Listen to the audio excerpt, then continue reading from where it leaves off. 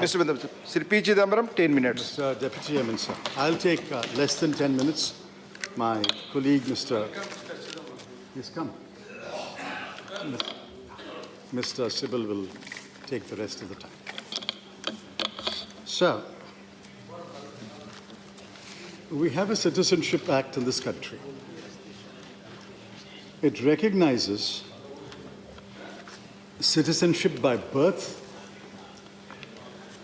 citizenship by descent,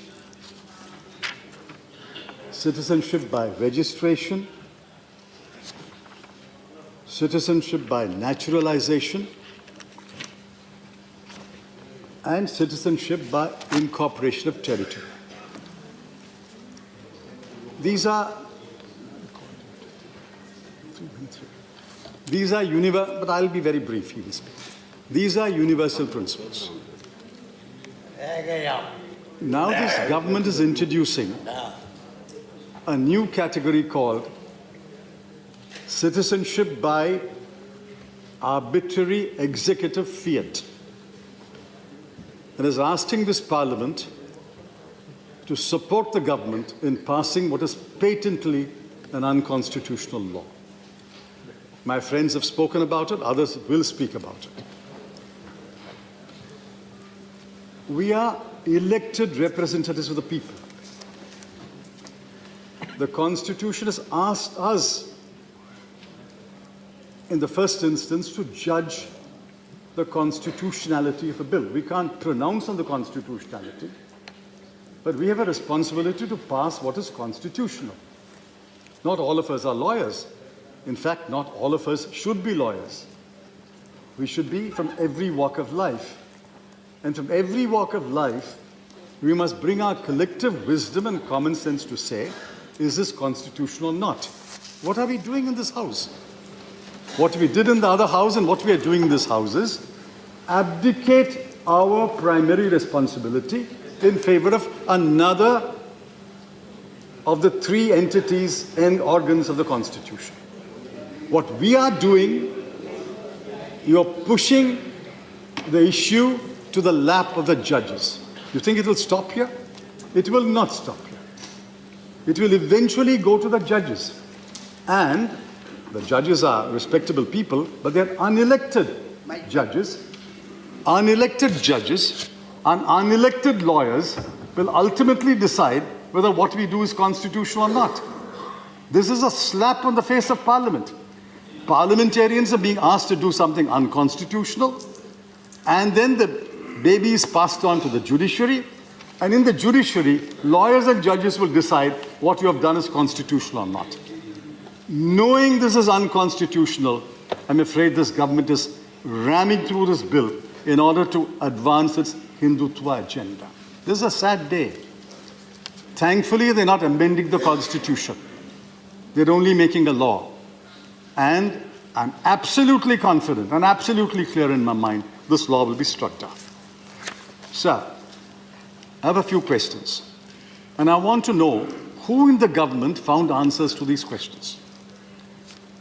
If the Law Department has advised answers to these questions, please ask the Honorable Home Minister to lay the opinion of the Law Ministry on the table of the House. If it is the Home Ministry itself, in its wisdom, found the answers to the question, let us see the final note placed by the Secretary before the Home Minister. If it is the Attorney General who has been consulted, the Constitution has a provision to invite the Attorney General. Please call the Attorney General to this House. We'll ask him these questions. But somebody has to take responsibility for the answers to these questions. These questions are well known. Let me read it very rapidly. 1. How do you group 3 countries, Afghanistan, Pakistan, and Bangladesh, and leave out the other neighbors? 2. How do you identify only 6 religious groups, Hindu, Sikh, Buddhist, Jain, Parsi, Christian, and leave out others like Ahmadiyyas, Hazaras, Rohingyas? 3. Abrahamic religions are 3. Christianity, Judaism, and Islam. Why have you included Christianity and left the other 2? 4. Why have you excluded Sri Lankan Hindus and Bhutanese Christians? Look at the exclusionary, inclusionary hyphenation. Sri Lanka is excluded, Hindus are included. Bhutan is excluded, Christians are included. When you hyphenate the effectives, Sri Lankan Hindus are excluded, Bhutanese Christians are excluded. This exclusionary, inclusionary hyphenation is beyond common sense and logic. 5. Why only religious persecution? Are people not persecuted for political reasons? Are people not persecuted on linguistic grounds? Are people not persecuted by unleashing internal wars against them? Why only religious persecution? Why not every kind of persecution? 6.